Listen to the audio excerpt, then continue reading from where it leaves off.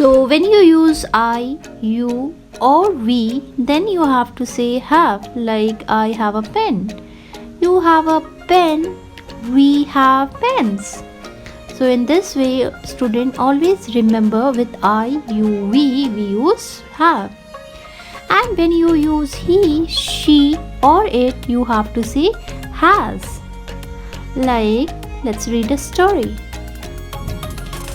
I am Jolo. I am an elephant. I have a long trunk.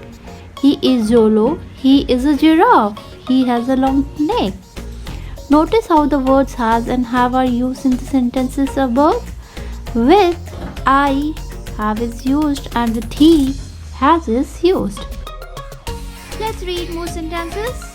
I have a hat. You have a cat. We have a horse. Then for has, he has a cycle. She has a toy. He has blue pen. So this is a passive conversation, student. Fill in the blank with has and have, and you should know where to use has and have. So this is an activity which you have to do it yourself. For example, do you have a pencil? No, but I have a crayon. He has a pen. Do you want it? Like this. Then there are more examples where we will read where to use has and have. So let's start with the sentences. He has 2 notebooks. She has a bicycle. That girl has a red bag. It has a red tag. The Jew has many animals. Lisa has black hair. The cat has 5 kittens. This library has good books. Then let's start with next sentence. I have a pen. We have a garden at home. You have a blue bag.